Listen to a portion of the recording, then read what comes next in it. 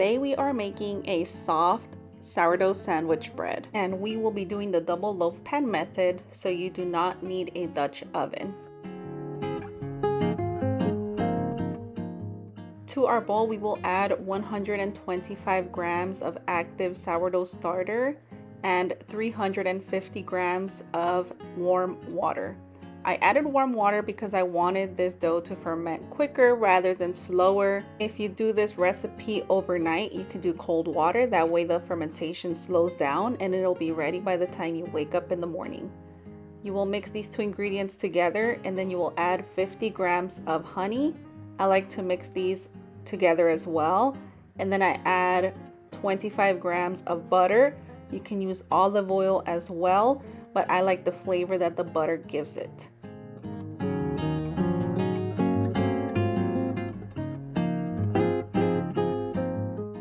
You will mix everything together again, and then you will add 500 grams of flour. I use the Kirkland all-purpose, or you can use bread flour, whichever one you have, and 10 grams of salt.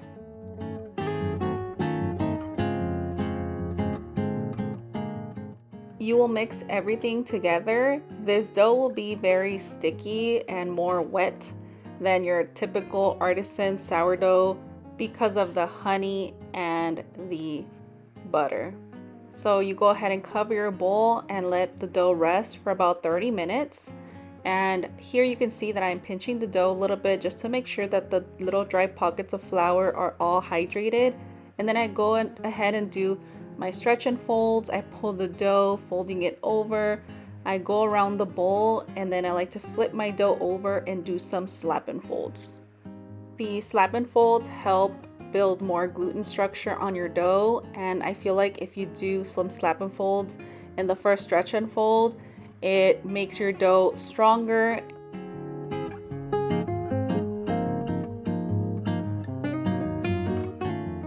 Your dough will still be very sticky after the first stretch and fold. I do recommend you getting a plastic bench scraper to clean your bowl. That way all of that dough is not wasted. And then you go ahead and close your bowl or put a plastic or a lid to it and let it rest for another 30 minutes. This is the second set right here. The dough is looking still very shaggy, but now I will do some coil folds. Coil folds are perfect for sticky or high hydration dough.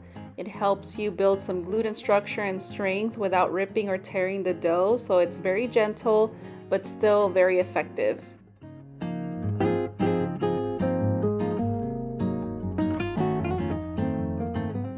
I do like to temp my dough just to have an idea of when my dough will be done bulk fermenting.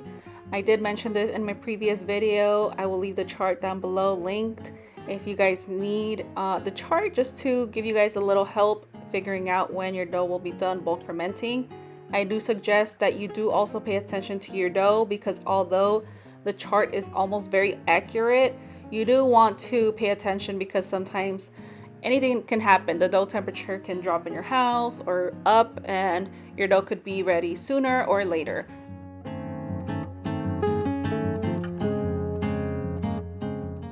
This is the third set, and you can tell that the dough is a bit smoother. It's not as shaggy, and it kind of stays put together a bit more. It's not as sticky on my hands, and I don't have as much dough left over after I'm done doing the stretch and folds. So I'm continuing to do the coil folds, a little bit of the gentle slap and folds.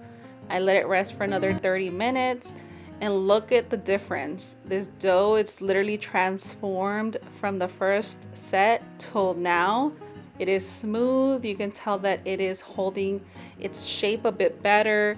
And you can see that it's starting to grow and starting to rise because the dough is super aerated. It's starting to get a little bit jiggly, and I am being very gentle because I do not want to disrupt the bubbles and all of the progress it has made already. We will let this dough bulk ferment on the counter for a few hours, and then we will be ready to shape.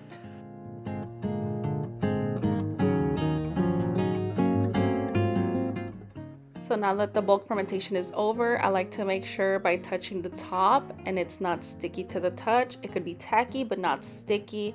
It feels very aerated, it's jiggly, it's domed. When I pull it away from the bowl, it pulls away nicely, it doesn't stick. When I turn the bowl around or over, there's lots of bubbles everywhere, on the top, on the bottom, and it just glides off of my bowl, as you can tell. I don't need any flour on my mat or on my hands, and it's just like the perfect dough. So I go ahead and shape this dough and I put it in a batard. Here I'm showing you guys the little bubbles. I put it in a batard shaped banneton because I will be putting this in a loaf pan. I want this in a sandwich shape. So you can bake this dough immediately. You can put it in a loaf pan and let it rise for another 1 to 2 hours and bake it right away. But I like to do a cold proof because I feel like it gives it a better flavor. But if you don't care for it and you need it right away, just go ahead and do what I just said. But if not, go ahead and cold proof it.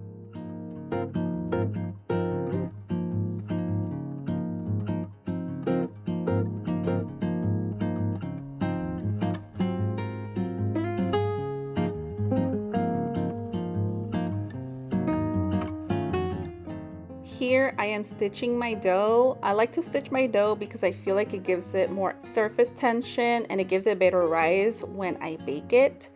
So now I just cover it in a little plastic wrap. That way the top of the dough doesn't dry out in the refrigerator. And I let this dough cold proof for about 12 hours.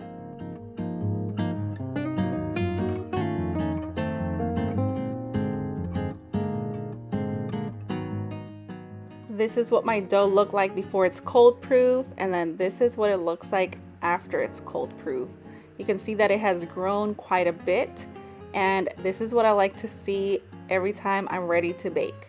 So now I have my parchment paper ready, that way my dough doesn't stick to the loaf pan, and I go ahead and drop it in there, take off the excess parchment paper, and I put another loaf pan on top to act like a lid. That way it creates some steam and helps the dough rise as it bakes. At this point, I have my oven preheated to 450 degrees, and we will bake this dough for 30 minutes with the lid on, which is the second loaf pan, on top. I then take off the top loaf pan and lower the temperature to 425 degrees, and I bake for an additional 10 to 15 minutes. My oven does run a little bit hot, so maybe for you it'll take the 15 minutes. It just depends on your oven.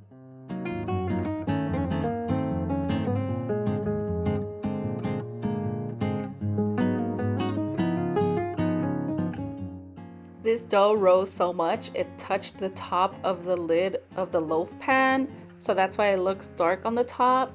But we go ahead and finish baking this bread, and this is the end result. Look at how perfectly golden brown.